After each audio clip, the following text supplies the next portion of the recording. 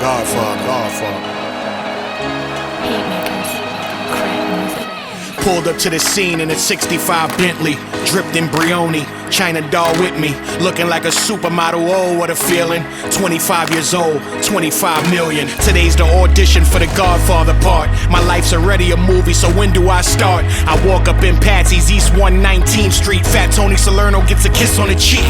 I know my way around, not my first time here. Been doing overnight Ziganet loans for 10 years. I say hello to Danny Pagano and Tough Tony. Nicky Domino gives me a nod, they all know me. They ask why I'm there so early, I say the part. They say what part? I say the movie, why not? I don't look like Carlo, they all begin laughing. 3 p.m. ready for the lights. My name is Gianni Russo, a.k.a. Carlo, the infamous son-in-law from The Godfather. I'm now known as the Hollywood Godfather, and this is my story. Before all of the wins in my portfolio, I was a little boy diagnosed with Welcome, polio. everybody. It's time for another Hollywood Godfather podcast, and we just found out this is our 12th season. I want to thank you for that. Pat, my compadre, co-writer, and friend, we have a special guest. We do. Let me comment on that, the 12 seasons. I mean, we have hundreds of shows. I don't know. And, I've been talking to other podcasters, and I just happened to comment to Adrian Martinez, whose show we were on a couple of weeks ago, that we've never missed a weekly drop, never, with all new material. And he was shocked. He says, everybody misses, everybody skips. Well, not us. So for some reason, we managed. Why do we want to miss? Well, people get lazy. They got a hangover, whatever it is, they just miss. You don't go to jail for missing a drop of a podcast. But anyway, he was shocked at that. And I thought everybody, just supposed to drop an episode on a Wednesday, you drop it. But apparently that's not the case. Anyway, that said, we do have a special guest tonight. Let me preface this by saying this isn't something that we usually do. We're going off theme a bit, which is usually organized crime and entertainment, Hollywood movies, etc. But we've gotten a lot of questions, some of which we've answered. I mean, anytime we answer emails, there's always a question in there, at least one, about the writing process, how we collaborate as a team. They asked me a lot about writing, but we've never addressed the editing process, which is so important. And my attitude is, finding a good editor is like finding a good barber, a good doctor, a good mechanic. Once you have them, you don't want to let them go. And there's a lot of people in the business that either aren't that professional, and I'll go as far as saying don't know what they're doing. But you have to have a very good relationship with your editor because you spend a lot of time with them. And they have different ways of working. And until you find that right working relationship, it can take a long time. So without further delay, we're going to introduce our listeners to Michael Dell, who was the editor on our book, The Sixth Family, and an editor on our audio book, obviously, The Sixth Family also. So, Mike, welcome to the show. Thanks for having me on the show, fellas. I appreciate it. And Pat said he wanted a gangster for the show, so he got one. There you go. I mean, I was saying that thank you for getting a haircut for the show. We really appreciate it. I personally want to thank you because, I think most of our audiences, if they read Godfather 1, they realize I don't have an education. Fortunately, I say fortunately, I got polio and didn't go to school. And when I got out when I was 12 from Bellevue, where it turned into an institution to quarantine polio victims, I wasn't going to school. So Mike is the only person in the world could attest that I'm an illiterate. I always thought, before we got involved, by the way, to our audience who've been asking, what the hell's the audio book? Well, it's finally going to arrive. Mike finished the edit, which took 145 hours. And the point is, this isn't a walk in the park. Before this process began, and Gianni too, we always thought, the hell's the problem in doing an audio book until he read his first audio book. And then he narrated, Gianni narrated the audiobook for the Hollywood Godfather. And it's not easy. It wears you out. And then that is just the start of the process. And then when it goes to the editing portion of it, and I can't speak to exactly what was done. Mike will explain it. It's work. And, I know one audiobook narrator. His name is Ray Porter. I met him on a couple of occasions. He's very, very good. He's one of the best in the business. And I'm always thinking, well, this guy's got a really nice job. He gets, he's one of the top readers. He gets paid a lot. And this guy's got a nice job. He goes to a studio, reads a couple of pages or a few chapters, goes home. That's it. But that's not it. These books take long. Our book is 336 pages. And it took Mike 145 hours to edit the book. So, Mike, could you explain the process? Yeah, it's well, first it begins with Johnny recording it all. And Johnny, how did you enjoy reading the book? Because that is difficult to do. People think it's easy, but that is very hard to do, to sit down and just read. Well, the interesting thing about that, fortunately, I've made 46 motion pictures, so I had to go into studios and overdub some of my dialogue. But it's always a line, a word, and they can pop it in. Yeah. You and I, unfortunately, for your patience with me, I thought any day you were going to call Pat and said, get somebody else. This kid's not a kid. I refer to myself as a kid here because I'm mentally I am. But it's to do what we did and wanting it to be perfect because it is our story. It's close. That's another thing. So, I mean, I have such a pride in it, and we did so well with our first audiobook. We wanted to top it, and I think you pushed me into a situation, made rewrites, sent it to me, and you were really an advocate. You did, I say, not knowing you. This is the first time I met you physically and watched you. I talked to you on the phone, but I don't know why you didn't just call Pat and say, I ain't doing this. This kid, he don't know where he's going. It was a lot of work because I don't know what the total audio was for all the files. There's a lot of files. Like, I don't know. There's 32 chapters. Right. But there are multiple files for each chapter, some of them. So we got it all down to like the actual finished audio book is a little short of 8 hours.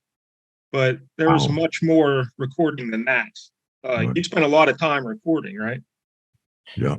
Well, let's start with... but see, like you saying, and with me, I'm basically a perfectionist when it comes to something. It's ours, and this is definitely ours. And I want to, compliment you for staying, and you'll be with us for a long time if you want to be, because your knowledge and what we need you for is exceptional. So I want to congratulate you personally.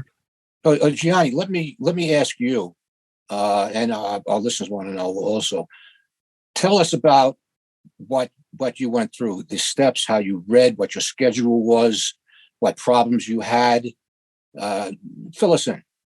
Well, I tried to devote, 2 or 3 hours a day.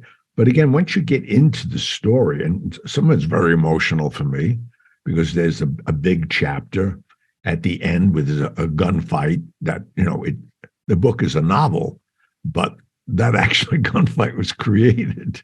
And a lot of it's true. And a lot of it I was a part of.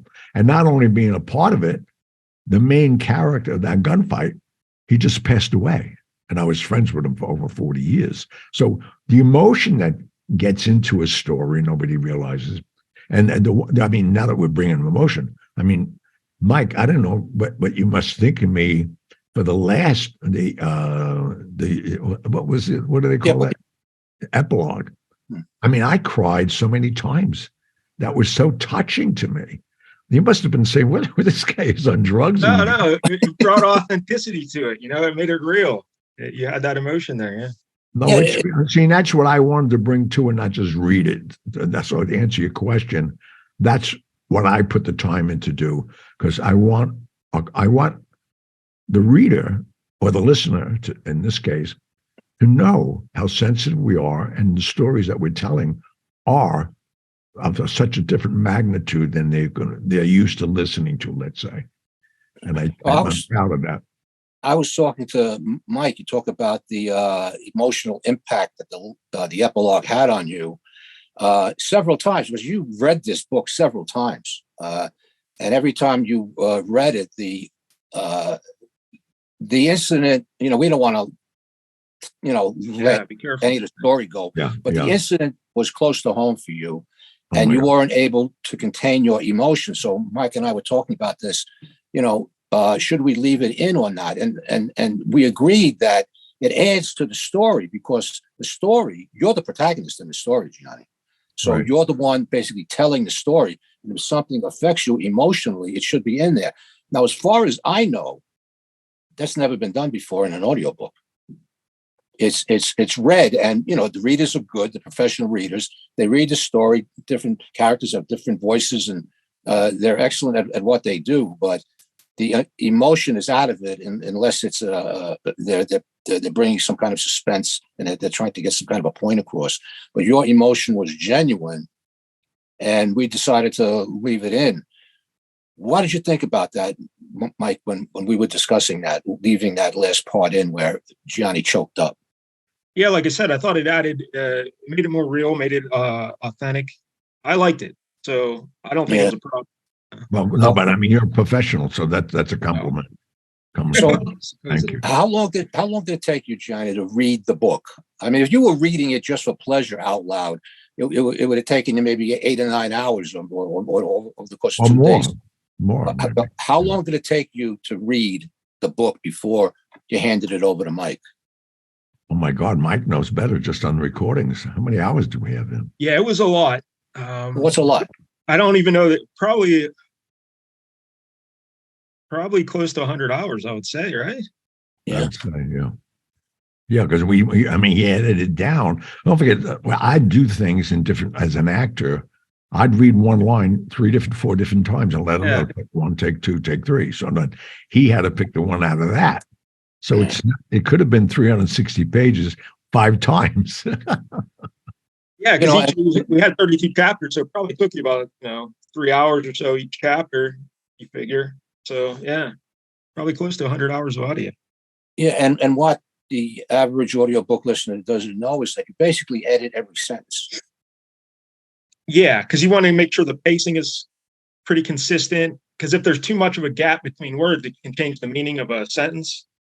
You also have to go in and eliminate excess breaths, mouth noises, stuff like that, so the readers don't get annoyed or the listeners don't get annoyed by that. Yeah. There's a lot of stuff. And if there's a slip up on a word, you can kind of try and cut it out or move things around to try and make a word that's mispronounced, So, there's some magic done in there, but it takes some time. There's no way to really do a shortcut on it. You just got to put in the time. Are you looking forward to doing this again? Sure. Yeah. Sure. Yeah. I tell you, Mike, I've known you a long time. You have a lot of patience, my friend. Yeah. The professional alone has to be that. If he was, a neurotic guy, he's not doing this job. So I could always tell, no matter what, I could always tell Johnny was putting in a lot of work into the reading. Like he cared about it. He's doing his best. So, I understood what was going on. Just try to make it the best we could make it.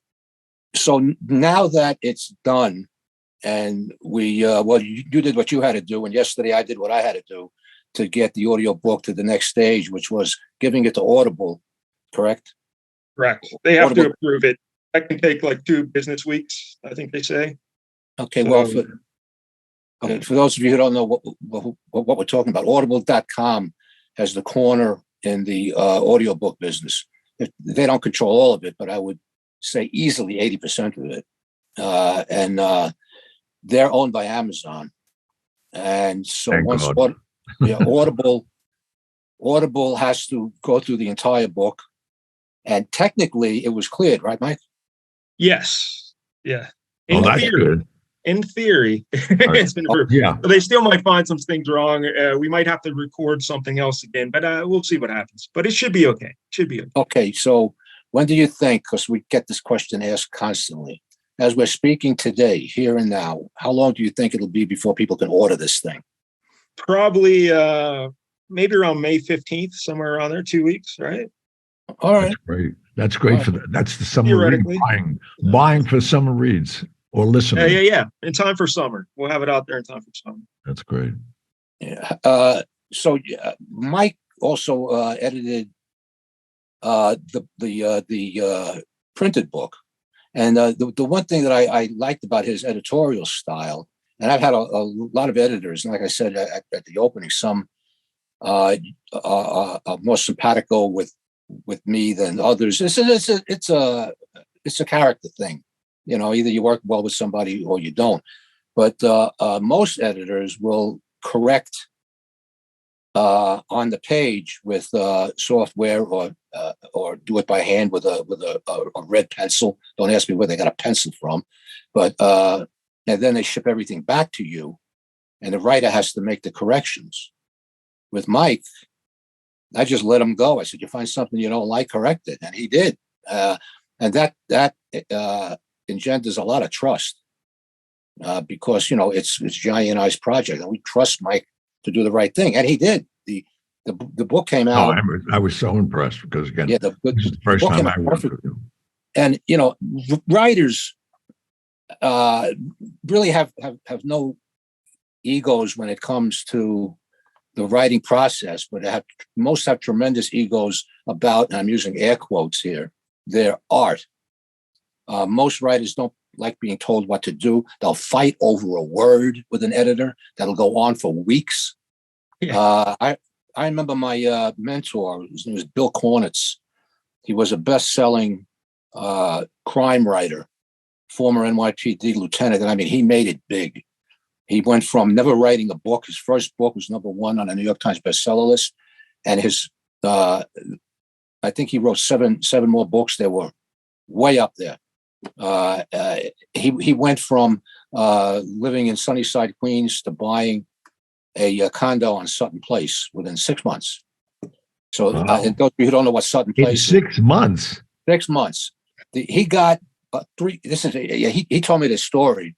He went with his agent to the publisher who was interested. Now, when the agent is talking to the publisher, the writer should not be in the room.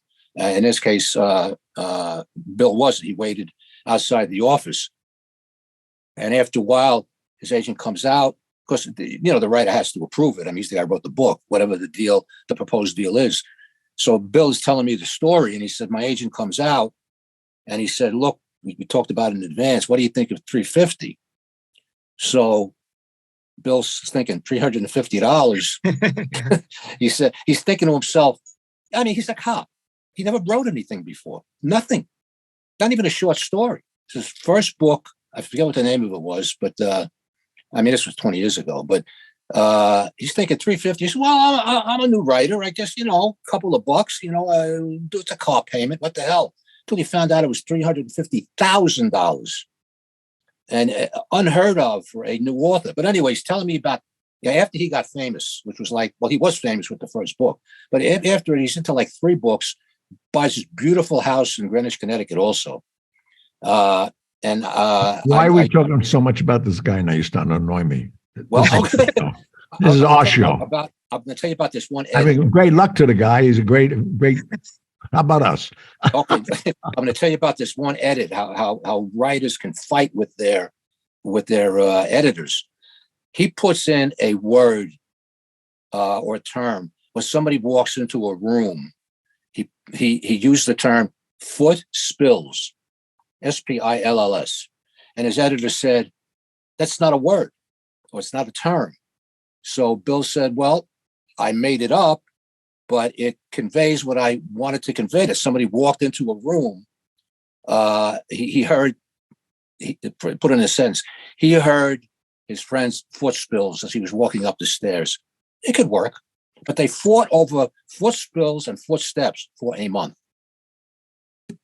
And Bill, I don't even like the guy now. How's that? He's not complaining. He passed away a few years ago. But good. The point is, sometimes there's an adversarial relationship with editors. The bigger your ego is, the more you tend to fight with everything, deadlines, everything. And he fought with his editors and always lost.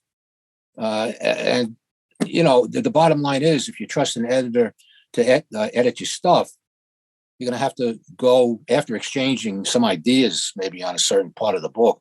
You have to go with what they say. I mean, this is their business. And, we're fortunate to have somebody like Mike who knows what he's doing. Oh, yeah. Well, I learned a lot from you, Pat. You're one of my writing mentors. Yeah, those who don't know, I taught creative writing, for lack of a better term, in a graduate school, and Mike was one of my students. But editing, I don't know anything about editing. And at one time I thought I did. Like any writer said, "What am I hiring an editor for? I mean, I could save a couple of $1,000s. I can do this myself." So I told this to my agent. I said, "I'm going to go over every single word, every single phrase, and this book is not going to have to be edited." Now, as I said before, they edit in red. This was before there was software. They edit in red, and then I would get it back and change it. So I figured this is a perfect manuscript. I mean, you may find a little thing here, a little thing there, but other than that, I really took my time. So I hand in the manuscript. In those days, you had to hand in a regular manuscript, paper. I got it back. You talk about red. It looked like the editor leaned over the page, the book, the manuscript, and slit his throat over my manuscript. It was a sea of red. Errors this, errors that, arrows, signs. Which brings me to the point is you can't live without an editor. If you're a writer, you must have an editor, and that editor must be good. It's also very important, like working with you is easy because you're a professional, you've done this many years, you know what you're doing. I work with a lot of new writers, and a lot of times they don't think they need an editor for stuff like grammar. Well, that's what the editors at the publisher will do. When they submit their manuscript, they'll clean it up. But when you submit to an agent or a publisher, you only get one shot, So you want to make that manuscript look as good as it possibly can. But that's just the line edits. Then there's also developmental editing, which is plot, structure, characterization, stuff like that. That's really big picture stuff that I like to do. Well, the line edits are fine, but I like to think the big picture kind of thing. Well, you do. So you're talking about plot and pacing. So do you have? I mean, you have a bunch of clients. Do you have any? I don't mention names, of course, that bump heads with you constantly. No, because I'm not an editor at a publisher. Usually, I think that's when people butt heads more. I'm working for the writer. So my goal when the writer hires me is to make their book the best it can possibly be, in their vision, because it's not my book. I want to find out what they want their book to be, and then we'll make it the best it can possibly be. So first thing you got to do is you got to identify any mistakes in the plot, characterization, stuff like that. And that's the easy part. But then you got to explain to the writer why it's wrong, like why it can be done better. And then you got to come up with possible solutions. Usually they'll go with the solution I come up with, but every once in a while they don't like it. So then you got to come up with something else. It's all to serve the author, to make their book they want it to be, not what I want it to be. That's the important thing, I think. Well, you ever get frustrated with that, though? That you're giving them this knowledge that you found the mistake, and now they don't want to take your advice. It can be frustrating on occasion, but you just got to realize it's not my book; it's their book. So long as I come up with a solution that works for them and that addresses the problem, it may not be the way I would do it, but long as it fixes the problem, like it logically works and keeps the plot moving, or the characters make sense, then that's fine with me. Well, as long as it works for them. You found a couple of plot holes in the Sixth Family, which you brought to my attention. Yeah, but nothing too big. The one thing that was tricky with this book was it's set in 1986, and it also takes place a little bit in the 60s there. But like you had some car models or something that car wasn't around in 1986. You know what I mean? That kind of stuff. So that's minor details that also the editor has to think about. Or maybe this date was wrong, So we had to check that and do the math on ages and everything of the characters, because that's the little stuff that's tricky. When you pointed stuff out to me like that, I'm thinking first thing is thank God for Mike Dell, because I've had editors miss editors that work for publishers miss stuff. It's so hard. People like the manuscript is 94,000 words. So each letter, each punctuation, each space is a chance to get something wrong. You know, Yeah, and tell you me. could be right 93,999 times. You're wrong once. You're an idiot. You know, it's like, oh, look at this guy. He messed it up. So it's so hard. Yeah, So that's but how many words our book is? 94,000? 94,000. Yeah. Oh, Well, I was surprised I made it to that length. You know, a writer is always thinking of length. It's got to be a certain length. And I was worried when you and I, Johnny, hit 40,000 words. And I said, now what do I do? Because I did no outline for this book. Yeah, talk about how you wrote the book. Did you guys have conversations beforehand, or how did the process work? Well, absolutely. We spoke practically every day. But on the technical end, after I would finish a chapter, I would give it to Gianni, and he would point out things that, you know, he said, well, maybe we should change this, and this is really good, or maybe we should add that. And we did this chapter after chapter. But you do recall, Mike, in Seton Hill, when I was teaching on a graduate level, I would hammer into everybody's head. This is all about fiction. That course was all about fiction. You have to have an outline. Nonfiction, it's true stuff, and you can follow anything, and just as long as you're doing it chronologically, you're okay. But this book took place in two different eras, in the 60s and in the 80s. We had 2 or 3 plots going at once. And I tell you, I hit 40,000 words. I really said, I should have outlined this book, because now what the hell am I going to do? And the only thing I asked myself is, I put myself in Gianni's place, because he's the protagonist. And I literally said, I was keeping myself up nights. I mean, this was no joke. I said, okay, Gianni's at this point in this story, which you have to get into your head, is a true story. That's what you have to convince yourself of, not fiction. Some of it is true, and we'll get into that later if we must. But what would Gianni Russo do? That's what I asked myself. So it was real, and I would know where I was going with the next chapter. Then I'm thinking to myself, well, there's another plot going on here, because Gianni's portion is in first person. It's him speaking.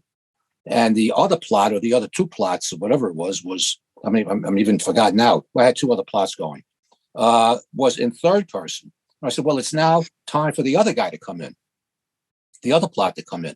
So that kept me going. And after a while, the story takes over. It literally takes over. It's got like a life of its own. And after I hit like 60,000 words, there was no stopping us after that. It was just logic after that. But I tell you one thing, I'll never do that again. Don't say that to me. Hold on, we got a lot more books to write. Well, no. I will never write without an outline. Oh, okay. Why you just? I'm telling you, Susan's telling me, she said, what are you walking around the house in the middle of the night for? Literally, I'd get up, it would keep me up. I said, I promised the book here, and I got a partner, and we're talking, and I got nothing to talk about. We don't know where we're going here. And it turned out so well. I mean, if I do say so myself, because I treated everybody as real, and these characters were, like Gianni said, his very good friend, who we dedicate the book to, is a big part of this book. The Ray Yale character, who I wrote, Ray Yale's a PI, I wrote 2 novels about him, is basically me. Those novels were autobiographical. So that was, I said, well, these are real people, and I'm going to write what real people do. And that's the way it turned out. But the next book, I mean, me being a novice, even though I've had now 2 successful books, thanks to you and now to Mike, I wouldn't change a thing you're doing. Just keep this pattern going, please. We're getting 5-star reviews already for the new book. Hello. I'm not saying it's not good. In fact, it's one of the best things I've ever done. Look, I'm no Hemingway. What I can do is tell a story. When you did your Yale novels, did you outline those? No, because that was me. Look, that first book, Bloodshot Eyes, is based on a case I worked for Penthouse magazine. Yeah. And I had the case that I worked was investigating the Son of Sam serial killings. And the guy who owned Penthouse, Bob Guccione, hired me and said, this is what we heard about this conspiracy involving David Berkowitz, the self-admitted son of Sam killer. And I went all over the country getting a story because they were going to write this story up until there was a video involved where the Penthouse people said a video was taken of one of the son of Sam killings in Forest Hills, Queens. Linda Voskerichian. I don't know how I remember that name. I forget where I parked my car today. But anyway, and that video is supposed to exist. And they gave me leads. And the guy that pushed this story was doing 50 years for bank robbery in California. And I went out to see him and to find out what happened to this video. We needed the video to show that there was a conspiracy in this. And I still believe it to this day. But that's a topic for another show. So I go there and I interview him, and these cons, they'll invent anything. Just, they want something. This guy didn't want anything. I figured he wanted to at least get transferred to the East Coast where his family was. He said, no, I want the truth to be told. He said, there's the video. He explained everything. He was involved in a cult with the Berkowitz, Andy Warhol, the artist. And there was some other artist, a famous artist. I forgot his name, but he did self-mutilation art. The best thing I can put it. Name's on the tip of my tongue. I just can't remember it. But he named all these names, these dates, these places. And I said, what happened to the video? He said, my girlfriend has it. And she worked for a college in New York City, Black woman. And she has it. And I've told her to talk to you. So whether she believed I was going to talk to her or not, she was shocked as hell when I walked into her office in this university in Manhattan. And she literally, the woman blanched. She said, my God, he's here. She wouldn't say a word. She wouldn't say a thing. And that basically ended the story.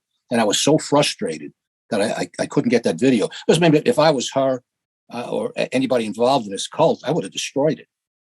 I mean, because then everything came to light. Berkowitz got arrested. He pleaded guilty at arraignment. Whoever heard of that? He got 335 years. He's not getting out anytime too soon. Destroy the video before other people involved get in trouble. So I took that pent out frustration and I turned it into Bloodshot Eyes. So that's the first novel. So did I need an outline? I mean, I worked the case. I just substituted people. That's all. Yeah, that's the big debate, though, among writers, whether outline or not. Just go by the seat of your pants, they always say. And so you don't outline. That's well, I did outline Bloodshot Eyes. I outlined the Pop Line, which was a sequel, which was total fiction. And I mean, I've taken surveys over the years. There's one writer, if I may turn around here for a second. 1 second. Okay. He's consulting the library. No, but I got books behind me. James Ellroy, which is was arguably one of the best, if not the best, crime novelist alive today. And he did a signing, and I was hired to be his bodyguard. I said, what's a writer need a bodyguard for? When he gets up in front of an audience to speak, but this guy's extremely eccentric. Those of you who don't know who James Ellroy is, he wrote Hollywood Confidential or LA Confidential. Get Shorty, right? No, that was somebody else. No. Anyway, he gets up in front of an audience, and the first thing he does is insult everybody with every expletive there is. He insults his audience, and then he starts talking about his book. So he's garnered a lot of enemies over the years, and he's gotten death threats, and he doesn't care. I mean, I was in the Mysterious Bookshop in Oakmont, Pennsylvania. And there's, people who go to book clubs and signings, like little old ladies with blue hair. I mean, they can't, they're thinking James Ellroy, this is a big deal. He gets up there and starts cursing at them, calling them every name in the book. This goes on for 5 minutes, and I'm not exaggerating. And then he takes a deep breath. His audience is just shocked. Then he goes into talking about the book, and he's a different person. But like I said, he's garnered enemies. So they needed me to be his bodyguard while he was on this tour of the area. But anyway, I asked him about outlining. He writes big books, and a big book in his business is a book of many pages. His outline for LA Confidential was a 400 to 500 page book. His outline was 880 pages, twice the length of the book. So, I mean, I'm in this business. Gianni's in it now. I've been in it a longer time, of course. I will never understand a writer. I mean, how does he come up? And I knew some other writer, Dan Mahoney, who wrote 8 very good true crime novels about the NYPD. He wrote his outline on beer coasters. And he could only do it in a bar while he was drinking. And the next day, he would take all the beer coasters home with him. He'd be talking, I'd be with him. And he'd be talking to me and he'd be making notes for his next book. And he'd be so bombed, he'd go home with all the beer coasters, wake up, and they'd be scattered all over the apartment. And he'd gather them all up. And then he would write that day. Then he quit drinking. And that ended his career. It did. Danny is one of my best friends. And I mean, he told everybody. He said, because they asked him, what happened to book number 9? He said, I quit drinking. So why did he start drinking again? What's he doing now? He's a plumber? But since I moved here, I lost touch with a lot of people. But, that's just, writers are very idiosyncratic. They have all these little things that they do, like Elroy. I said, let me get this straight. Your outline was twice the length of the finished book. He said, yeah, like it's normal. But this is a guy who curses out little old ladies. So, that's just the way he is. So to outline, or not to outline, but for me, with this book, which I think turned out very well, I will never do that again. I will always outline because it scared the hell out of me. Because we write, Gianni, I put these books together with multiple points of view, different time frames, and no, I'm definitely outlining. Yeah. What do you do, Mike? For those of you who don't know, Mike is a good writer. He's written books.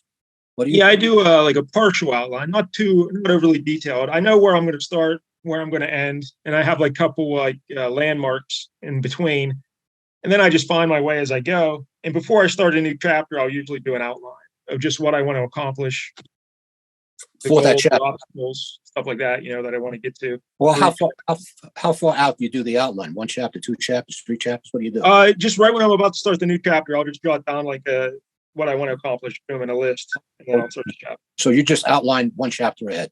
Yeah. Okay. Well, that's your system. Yeah. And this was ours. So the next book should be easier to do. I mean, we wrote this book in 10 weeks. Did you tell people what's your daily writing routine when you're working on the book? I get up at about 5:30 in the morning. Wow. Yeah. When my boys, he's definitely not us, Mike. Yeah. I get up at 11, and that's early. I like to say Gianni gets up at the crack of noon. He rolls out of bed. Mike I call him the vampire. Yeah. He works at night, sleeps during the day. When my kids were little kids, they always wanted to be around daddy. They were only 2 years apart, so they're 3 and 5, and I couldn't write during the day. They're all over me. Because that's why I have my kids in other houses. Yeah, well, believe me, that crossed my mind, but I was just breaking into the game.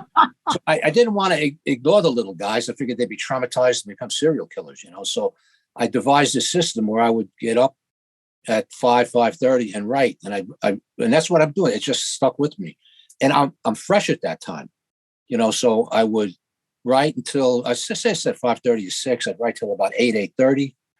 Have breakfast, go to the gym, come back, and write about half the length of time that I spent in the morning writing in the afternoon, because I tire easily, And writing to me, while I enjoy doing it, is work.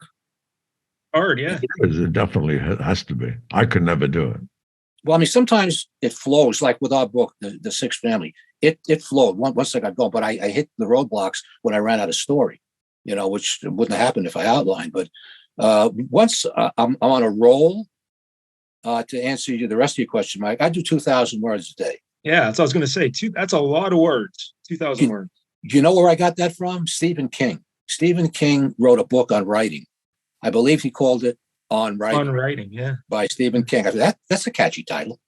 Anyway, it was a nonfiction book about his writing, his technique, his life in writing. And I read it scrupulously, cover to cover. And the one thing that stuck in my mind, he says, I write 2,000 words a day. I take weekends off. So it's 10,000 words a week. Our book is 95,000 words, 94,000 words. You got a book in 10 weeks. If you stick to it. I mean, life gets in the way sometimes. Right. But it didn't get away. It didn't get in the way with this book. I mean, Gianni and I had to talk every day because it's our book. But I had no other problem. And it helps if you live in the middle of nowhere, like I do. He has nothing to do. See, but right. I have nothing to do. As I like to say. That's why I'm glad he's there. Call me anytime. I have no life. Writing is basically it. There's nothing here. So to answer your question, 2,000 words a day, 5 days a week, that's my system. And hopefully nothing goes wrong while I'm writing the book. I mean, things go wrong in life, but not with this book. What do you do, Mike? I try to do like 500 words a day. Okay. Whatever. But that's tough, I got to get back to it tonight because I'm working on a book at the moment. So hopefully another month or so I'll get it done. But well, I tell you, you're going to have a very good forum here. We've got a lot of listeners, so whenever you're ready, you let us know. Yeah. Oh, well, thank you. Yeah. Oh, yeah. And Johnny, what do you say we go to an announcement? I'm not going to call it a commercial. Okay. Yeah, we have an announcement you should definitely listen to. I'm sure you're going to find it interesting for yourselves. And if your ambition has to be in the business, this may be a way to get into it. We'll be right back. Hi, this is Patrick from the Hollywood Godfather podcast. As the podcast grows, Gianni and I have decided to fill the slot that Megan vacated last year. To get the best possible person, we have created an application process for those interested in this internship position.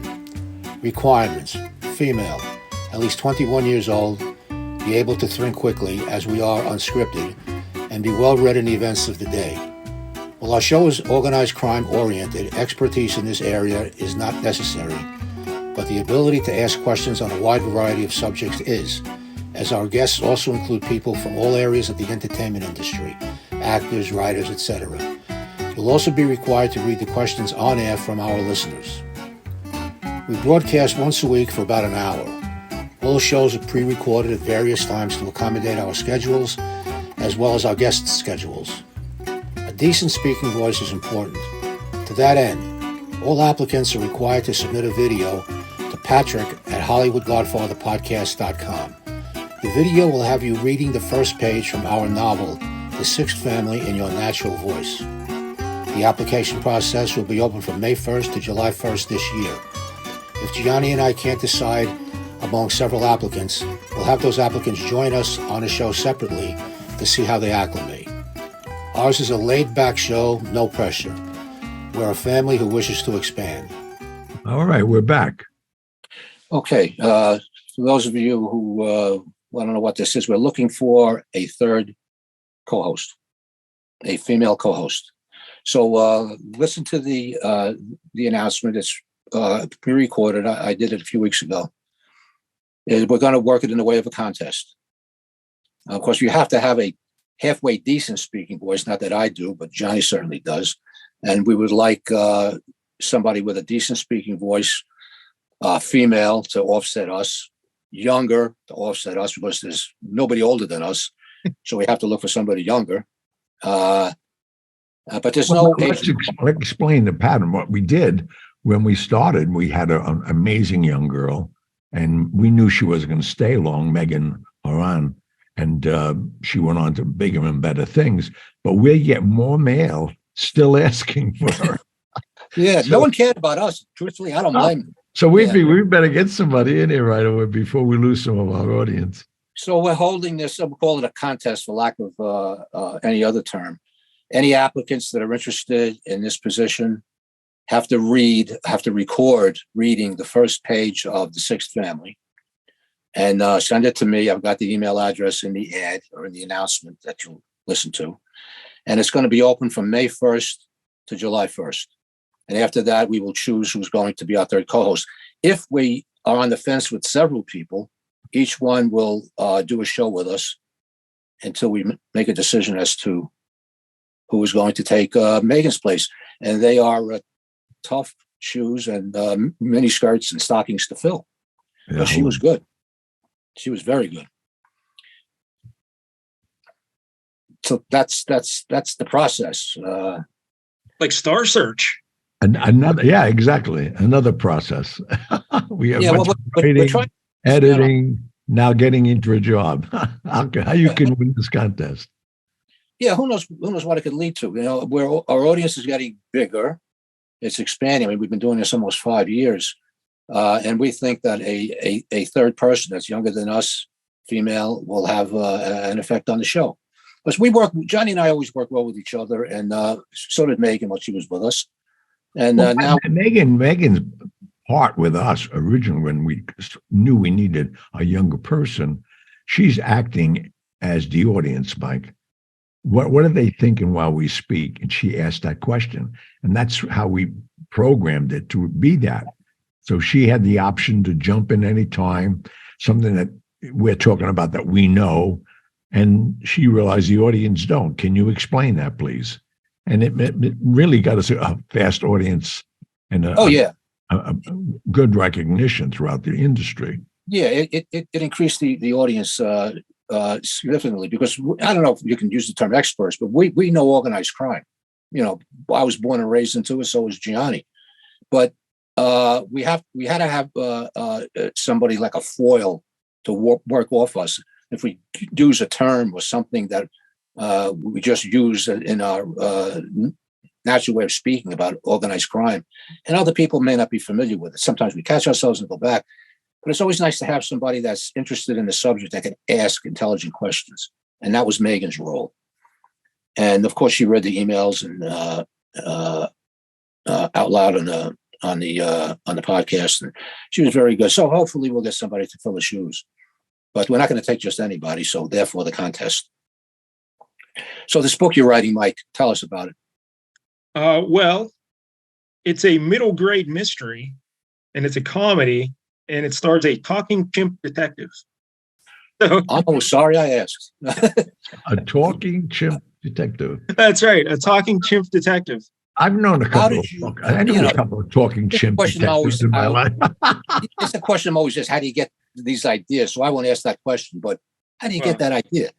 I like chimps. I like monkeys. Yeah. Well, I have the other series. The series I was writing when you were my mentor, Honest John Churchfield. Yeah. That's historical mysteries about the second best detective in Victorian England and their comedies. So I wanted to do something a little different. Is it like talking chimp books? Jacques Clouseau? One of those kind of things? Well, it's not like slapstick comedy, but it's like a witty comedy. Instead of like, it's based on, it's kind of parody Sherlock Holmes, but instead of the old uptight, arrogant Sherlock Holmes, my guy likes to fight, drink, chase women, that kind of thing. Oh, my kind of guy. Life. Yeah. It's based on Pat. Yeah. Yeah, I was his model. Don't tell anybody. Oh, okay. Maybe the lady upstairs. Anyway, do you have a working title? For the monkey book, it's going to be called Monkey Flip. Monkey what? Monkey Flip. Because it's also set in the world of professional wrestling. So that makes sense. So a talking monkey in professional wrestling. Yeah. You're a very imaginative fellow, my friend. I'm very excited about it. Yeah. And of course, it begs the question, what's the monkey's name? Sebastian Winthrop, millionaire chimp. That's his name. And does he have $1 million? That's more impressive. Yeah, he is rich. He's a talking chimp and he's rich. How did he get rich? How do you make his money? Yeah. Oh, he was like an insurance investor. He was investing. It's a long story. But basically, he was, do you remember the TV show Banachek with George Papard? Sure, yeah. Yeah. Remember how something would get stolen and George Papard would come in and find it and he'd get like a commission on it? Yeah. That's basically what this monkey does. I'm very impressed with the monkey. Yeah, he's a very good monkey. He's will he be joining you on signings? I should hope so. Yeah, that would be okay. Nice. Very good. Well, that's similar to like our co-host. I am your co-host. Hey, you call me a monkey. One of the companies that I own, I always tell them I have the basically the matriarch of the product. And I like him because I don't have to fly him anywhere, feed him. His name is Marlon Brando, as Don Corleone. There you go. But far from a monkey, but still. Hello. Anyway, Michael, thank you so much for coming on the show and Thank you. explaining this process. And truthfully, it's something I always wanted to do because nobody knows the work involved in this. And Johnny does now. But, No. That's another, gives me the opportunity to really thank you, because I know how tedious it is, and most people don't. I mean, you take 365 pages, word for word. I mean, now I found out we have 94,000 words. I mean, Jesus, that's insane. But thank you, I appreciate it. Thank you, Johnny. I appreciate it. Thank you. And I'm sure our audiences, once they read it or listen to it, rather, I mean, it's there. I'm looking forward to listening to it. Me too. Yeah. I want to hear in continuity. I'm having in bits and pieces of my head trying to remember words and pronunciations. It's like insanity to me. Yeah, we want to see what the finished product is. Okay, Mike, thank you very much. And I'll be in touch. I'll tell you how that PayPal thing works out. All right. Yeah, sounds good. Thank you again, Mike. We really appreciate it. But you're not going anywhere. We're not out of our sight. We're going to find you. Oh, no. We know where you live. So I even have his address now. You're in big trouble. All right. All right, fellows. Thank you very much. Thank you. Please. And that was that. But I'll be back. Thank you for tuning in to the Hollywood Godfather podcast. You can contact Gianni Russo or Patrick Picciarelli with your questions and comments through the contact section of our website, HollywoodGodfatherPodcast.com, which is where you can also subscribe to our weekly newsletter. You can also call and leave us a message at 646-776-3038. Remember to follow us on Instagram at Hollywood Godfather and on Facebook, as well as leave us a review on Apple Podcasts. We'd like to know what you like about what we're doing, what you'd like to hear in the future, and anything else you might suggest to improve our podcast. Most importantly, hit the subscribe button. We'll be back next week with stories of the mob in Hollywood, as well as answers to your messages. Good night. My kids still can't believe I sat with a saint. My life's like scenes out of a movie. I'm the Hollywood Godfather, truly. I got stories with them all. Celebrities, world leaders, icons. Who knows what's next for me? I'll never get too old to have a little fun. Come on, I'm Gianni Russo, a genuine one of a kind. What a ride it's been, this life of mine. And I ain't done yet. I'll be back. Until next time.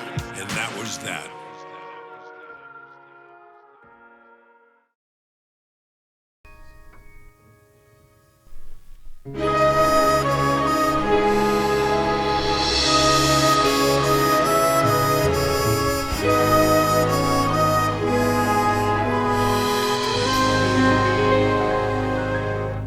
When I was 17,